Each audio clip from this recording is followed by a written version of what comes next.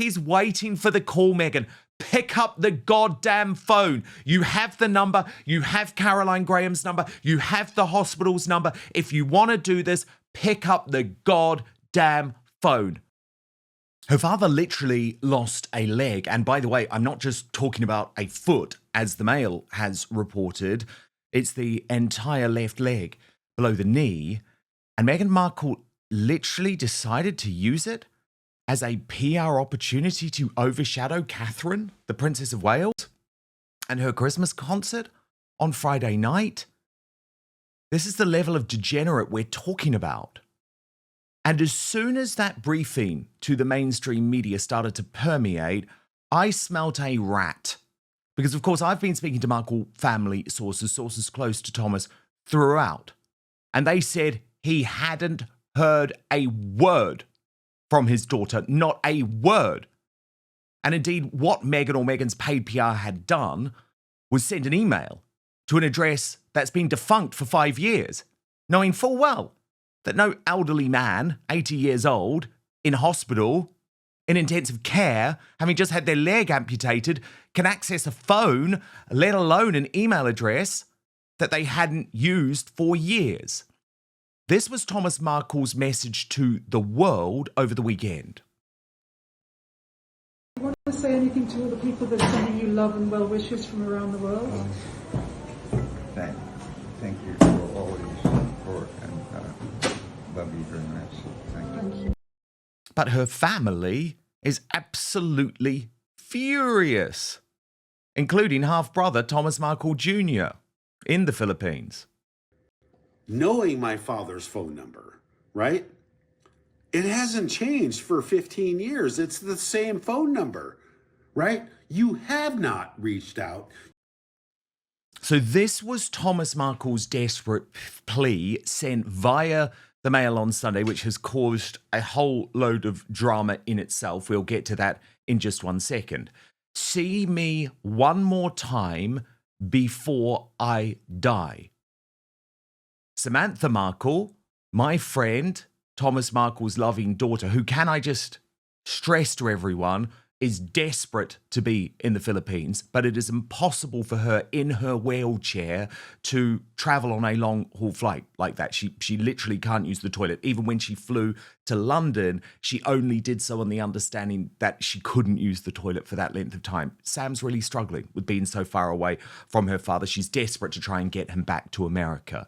She posted on X, "While talk is cheap, so you can believe it, if she and Harry put that on a private jet and into the best medical care in the United States, until then, it's just PR bullshit. Unless they prove intent with action and put them in the best possible medical care, there's no other way to slice this apple. Talk wouldn't help anything right now. When he heals a little bit, he should be on a plane into one of the best hospitals in the United States. Let's see Harry and Meg step up to the plate. Planes come in handy for a lot of things," she said, posting a meme, GFY Meg. That's go fuck yourself, Meg.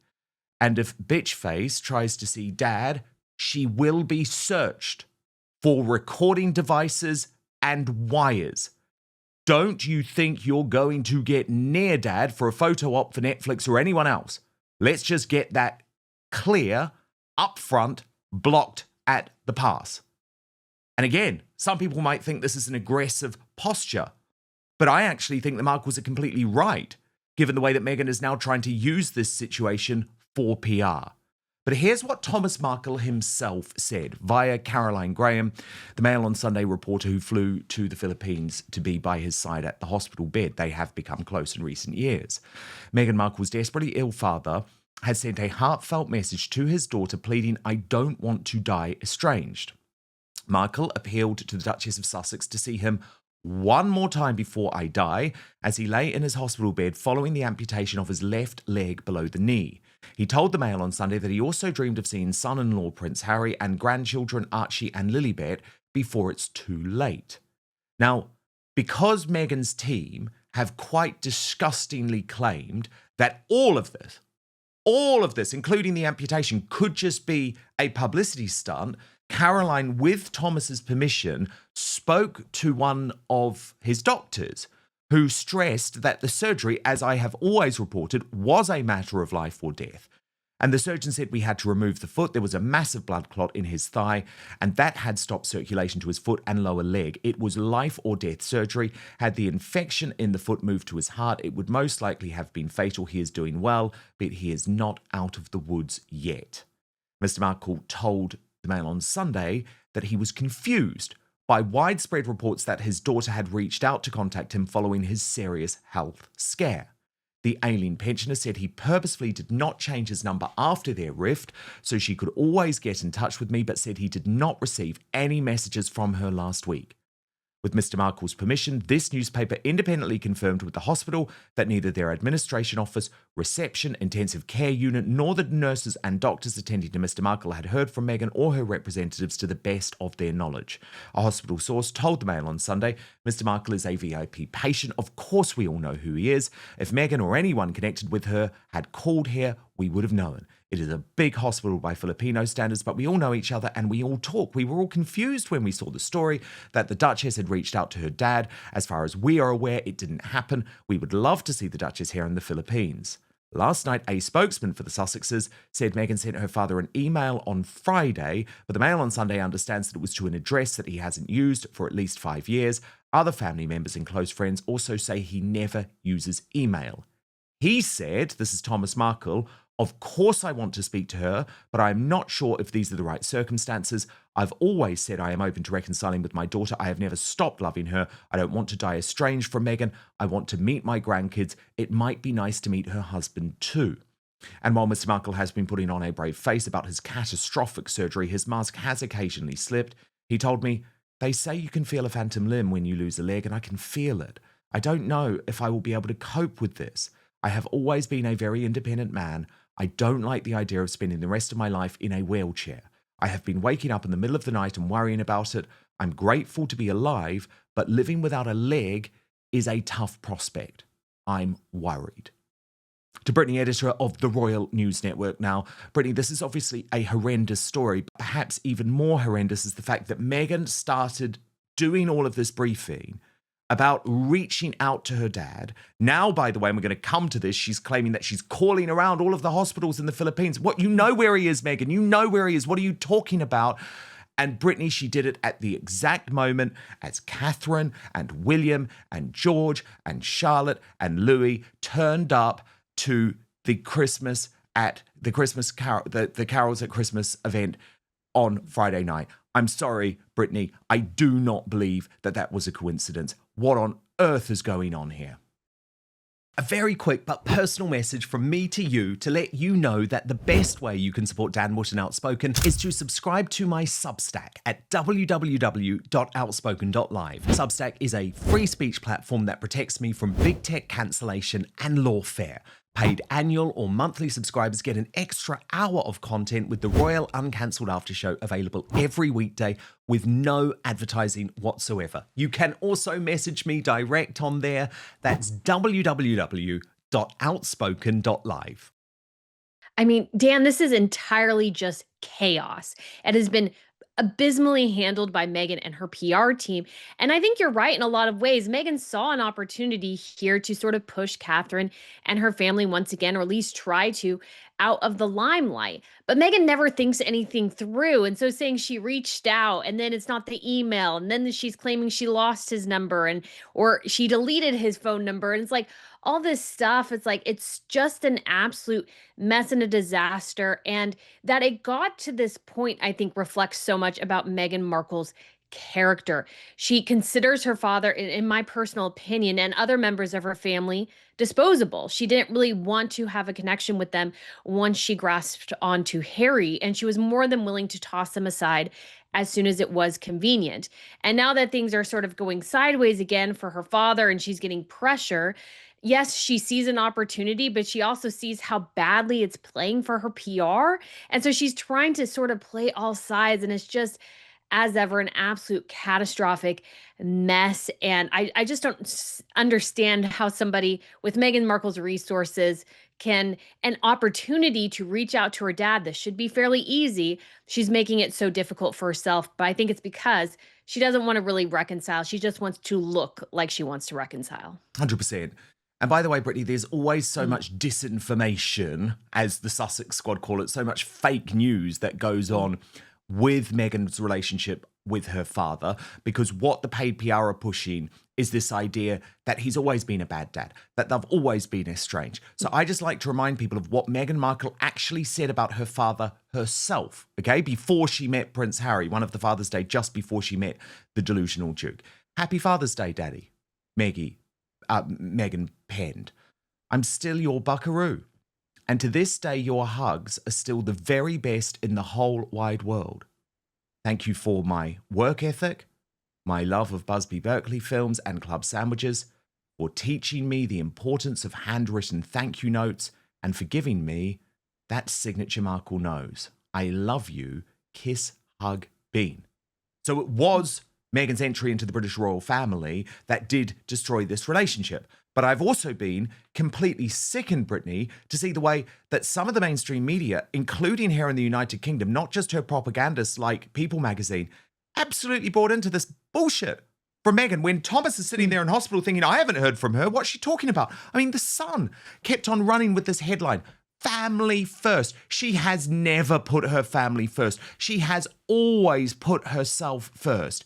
And then they claimed that she has been ringing around hospitals in the Philippines, where it is believed that her father is being treated. That is according to sources. Now, I don't believe that, Brittany. I do not believe this reporting for a single second. Matt Wilkinson, the royal editor who's in direct communication with Meghan's paid PR team, said the Duchess of Sussex, who emailed her father on Friday, has picked up the phone trying to chase her dad, who had his leg amputated this week, sources close to her say.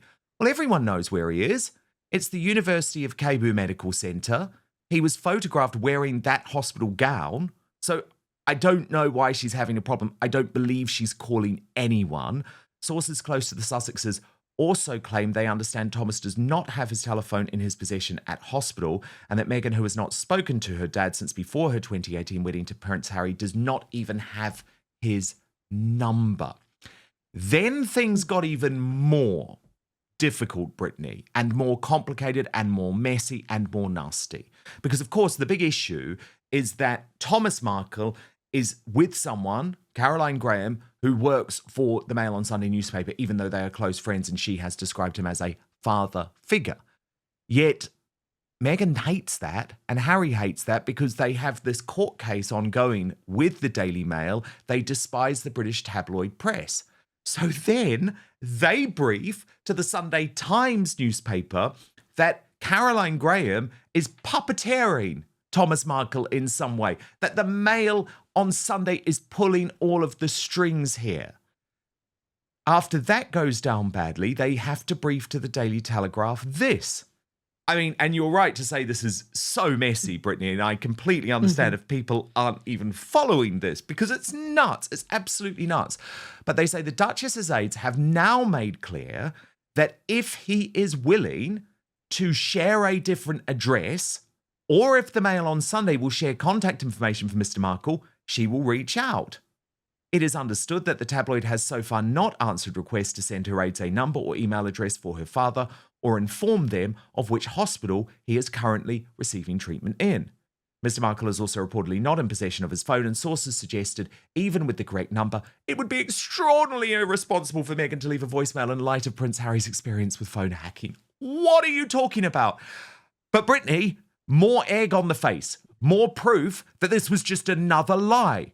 Because then a spokesperson for DMG Media, that is the group which owns the Mail on Sunday, released an on-the-record statement, Brittany. They didn't hide behind this whole source thing, even though we know it's coming from Meghan direct. And the Mail on Sunday newspaper said, our journalist Caroline Graham has had a close relationship with Mr. Markle since 2018. He contacted Ms. Graham when she was taken ill and asked her to travel to the Philippines to be with him. Nothing has been published without his specific consent and that of his son. Ms. Graham has confirmed to the Duchess of Sussex's representative that Mr. Markle does not have an active email address, but that his phone number, which the Duchess has previously used for him, remains unchanged. Ms. Graham has made clear that if she can do anything to facilitate contact between Mr. Markle and his daughter to have a conversation, then she would be happy to do so. That remains the case. Any suggestion we have puppeteered Mr. Markle is entirely false and strongly denied. So again, Brittany, the lies are unraveling here. And this is a woman who, even in crisis, even when all she should be thinking about is speaking to her father at any cost before it's too late, she cannot help herself. She cannot help herself. It's lie after lie after lie, and it's mortifying and it's embarrassing. And in some ways, it's so sad to me that Thomas Markle even wants to speak to his daughter. But of course, I understand that that is a natural reaction as you come so close to death. And of course, he's there. He's waiting for the call, Meghan. Pick up the goddamn phone. You have the number. You have Caroline Graham's number. You have the hospital's number. If you want to do this, pick up the goddamn phone. Brittany, I'll be very surprised if she does. But first, we've been told our whole lives that wrinkle creams were the easiest way to look younger. Now, one doctor says that's nothing but old news. According to Dr. John Lake, the world-renowned Beverly Hills beauty expert, most wrinkle fixes on the market are nothing but glorified moisturizers. He says they hardly make a dent on your appearance. Some can even be harmful to your skin. Now, recently, Dr. Lake has focused his attention away from mainstream cosmetic practices. Why? Well, so that he can pursue a revolutionary anti-aging breakthrough, one that some experts say could empty the wallets of the cosmetic industry. He says it's almost like Photoshop for your face, and you may even be mad after seeing how easy it is to visibly erase your wrinkles from view. His personal clients have dubbed his new do-it-yourself technique the age rewinder method because it can take years or even decades off your appearance in under 2 minutes. In light of this amazing breakthrough, Dr. Lake has released a step-by-step video to the public, free and uninterrupted, where he outlines exactly how to use this simple solution from home. And he says if it even helps one person look younger or feel more confident, he will be thrilled knowing he helped. The video has since gone viral. At first, it was shared by users on Facebook, but since then, it's racked up over 2.3 million views and counting. So far, the comments and feedback have been outstanding, with thousands of women reporting they look decades younger. One viewer commented, "Best results of anything I've used. I can't believe how well this works. I'll never stop using this. I don't understand how it works, but the results are great. Thank you." So you can find out more about this yourself right now. Go to bhmd1.com/outspoken or click on the link in the description box below. That's bhmd1.com/outspoken.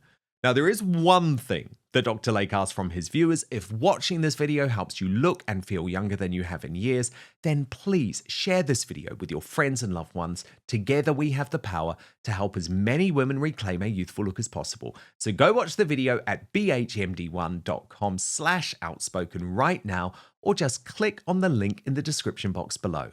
But now, back to the show. I will be surprised as well, Dan. And when you think about this whole thing, this should be just so incredibly simple. But like almost everything in her life, Meghan has to make this needlessly complicated. You know what hospital he is in, have your representative call the hospital, talk to your dad on the phone. But I was reading somewhere else as well, I think it was in the Times of London, that she's worried about talking to him over the phone because she's worried he might link the conversation or something. And I'm like, but she is the one who went on Netflix. She has an entire show where all she does is share family secrets. And so that she's worried about her father, it's like, you know, it's just reeks of the hypocrisy and goes back to Meghan Markle's just massive control issues. And this is why I think she has never really wanted her father in the picture since she met Harry. It's why she never had her Harry meet her father. It's why I don't think she ever intended for him to go to her wedding. She might have even been somewhat responsible, in my personal opinion, for the paparazzi pictures that sort of started Thomas not attending the royal wedding, that whole paparazzi setup, because her father doesn't fit her narrative, her victim narrative of racism and all these sorts of things. And so she just never wanted him in her life. And we see this now, even with him potentially, you could say, on his deathbed.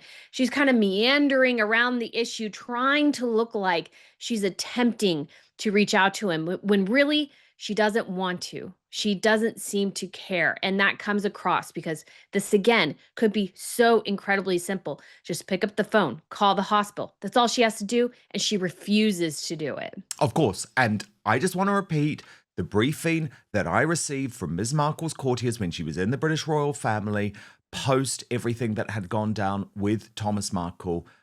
Her team directly told me that Meghan now viewed her father as being dead to her. That was briefing from her royal courtiers. Huge reaction, of course, Brittany, to this mess all over the weekend. Torre Bakahai wrote, Meghan Markle's vanity TV garbage pretending to promote family values should be pulled immediately as breaking all industry standards relating to truthful broadcasting. Her indifference towards her own father is absolutely terrifying. Imagine sending an email to someone in ICU. According to Taz, wrote, hey Meghan, you can't find what hospital your father is at. I'd suggest trying the one that's printed all over his hospital gowns, perhaps. Let me help. Funny, you had no issue getting senators' numbers, but can't locate your dad's, who's apparently never changed his. And Lady Colin Campbell wrote, I am no fortune teller, but when my 2020 biography, Meghan and Harry, The Real Story, examining the life of the couple who had recently fled to California to seek financial independence, their words not mine, was first published, I made the point in the book that her treatment of her father would ultimately prove to be her downfall, and so it is now proving. Her latest flagrant display of hypocritical and shameless chutzpah following her father's amputation demonstrates what a truly arrogant, dreadful and repellent double dealer we are dealing with. Only someone with the hide of a rhinoceros and a heart of stone would lie and say that she had reached out to her father when she had done no such thing.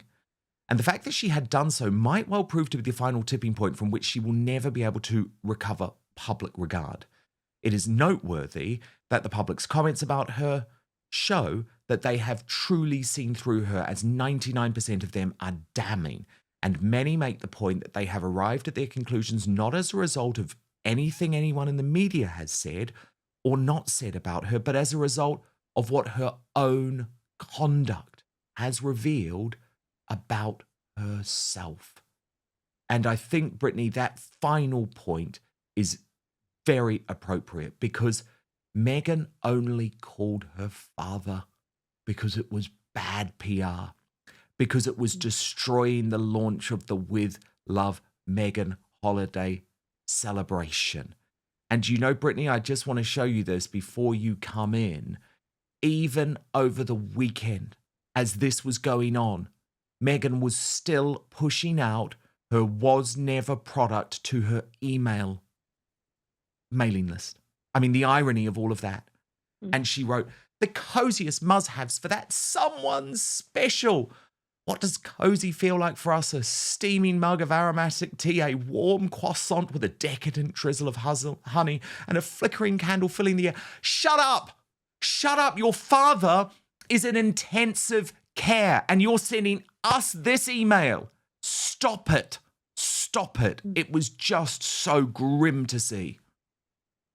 Dan, this is just, again, been so badly handled. And as I was thinking about this yesterday, I couldn't help but see the comparison here between Meghan and Princess Beatrice, because it emerged this weekend in the news that Andrew and Sarah are still going to Athena's christening. So this is Beatrice's second child, and that became a headline. And it's like, well, a grandfather has been invited to his granddaughter's christening, and I think it's good to see that despite, Andrew may cost his daughters their titles one day, they're still in a relationship with him. They still have a relationship with him. And then you compare that to Meghan Markle, whose father's greatest sin, you could say, is arranging paparazzi pictures. Well, she's done the same thing. It's been talking to the media. Well, she does the same thing. And yet, for some reason, she feels the absolute need to ostracize him from her life. And you just look at those two within the royals family sphere, and you see how actually daughters and fathers, yes, they can have tensions and conflicts and these sorts of things, but they can still be a family. And I think Meghan just kind of throwing her father away, she will never recover from this reputationally, and it will forever, ever damage her public image. Couldn't agree more. Couldn't agree more with both you and Lady Colin Campbell. Rob Shooter has new reporting on this overnight.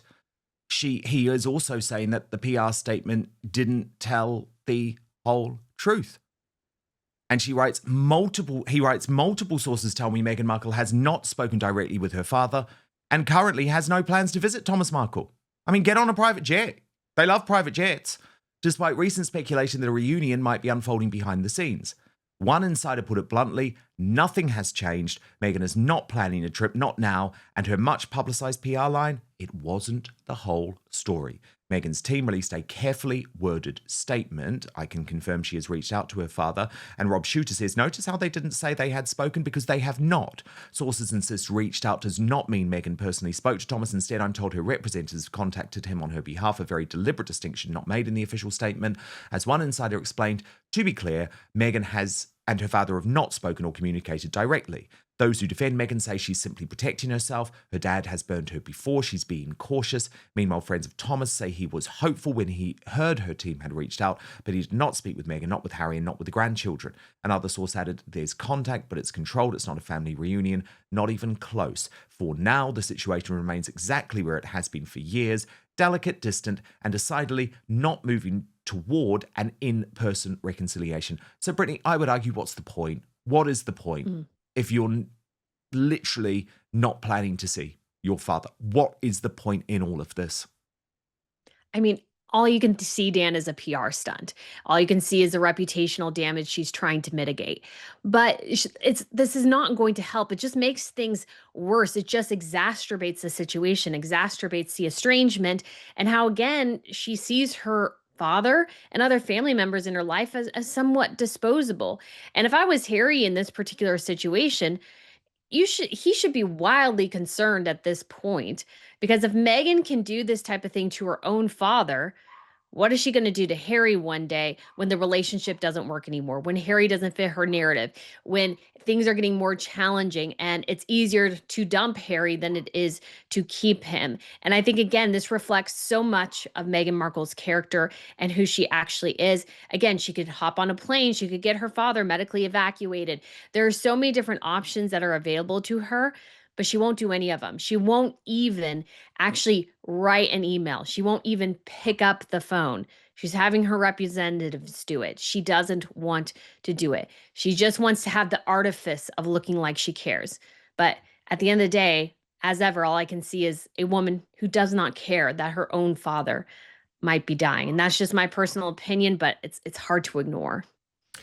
And of course, Brittany, together at Christmas, Catherine's big event on Friday night was to some degree overshadowed by this melodrama. But there were some just glorious moments. The family looked wonderful. Everyone in attendance said this was such a special event again. And of course, it is going to be televised all around the world, in the United Kingdom on Christmas Eve with a repeat on Christmas Day. There was a really nice exchange between Catherine and Eugene Levy, who, remember, had made that special with Prince William, but had never actually met the Princess of Wales until the cameras were on them. And it's such a nice exchange. I just thought it was worth us having a look at, Brittany, as a bit of a palate cleanse watch. Well, I should say, lovely to meet you, Catherine. I spent a lovely day with your husband. He did look after me. Yes, he did. Well, I'm a bit of a dog whisperer myself, but the cookies don't. Yes. Did he have a fun day though? All right.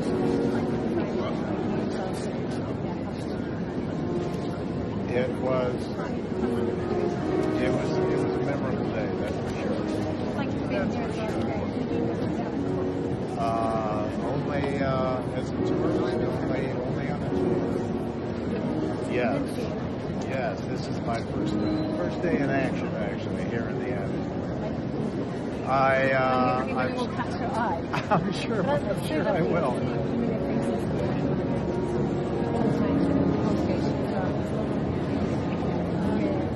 A lovely moment, Brittany, on the night, on a very special night. It's so lovely. And I love that event. I think it's just such a wonderful, enriching event. Family and joy and the love of the holidays is all there together at Christmas. And I love talking about, you hear a little bit about them talking about the dog and Orla, and that he was, a bit of a dog whisperer. And so I just think that whole interaction is a very, very sweet. And it's such a wonderful way for the royal family as a whole to really represent various charities and invite them in to have this Carol's service together and then to share it with the rest of the nation. It's a fantastic event. I'm so glad everybody seemed to have a good time. And while the whole drama with Meghan and her dad, you could say somewhat overshadowed, I really felt like that was the rest of the weekend. Friday, it was pretty much Catherine and Together at Christmas as it should have been. But of course, Prince Harry wasn't done with his awful distraction techniques, plus his complete inability to go through an event without slagging off the British royal family. This dig was about Downton Abbey. We're going to move over to Substack now for the Royal Uncancelled After Show Part 2 with much, much more from Brittany and myself revealing exactly what's going on with Harry, both in terms of this dig at the royal family and the security review, which he has secured. This is not good news for Prince William. So we're going to do all of that over on Substack. You can sign up at www.outspoken.live. Paid annual or monthly subscribers get first access to our Royal Uncancelled After Show before anyone else, and you get to watch it ad-free, either live or on demand, whichever you prefer. Substack is a free speech platform, really great place for me to be. You can also message me directly on there. Come and join our community at www.outspoken.live. Thank you so much for watching Dan Wootton Outspoken. Please click on my face just to the bottom left to subscribe to this brand new independent news source and turn on the notification bell so you'll be alerted to our brand new live shows, uncancelled interviews, and special royal episodes. Outspoken is also now available as a podcast, so you can listen to the show every weekday on the go, wherever you are.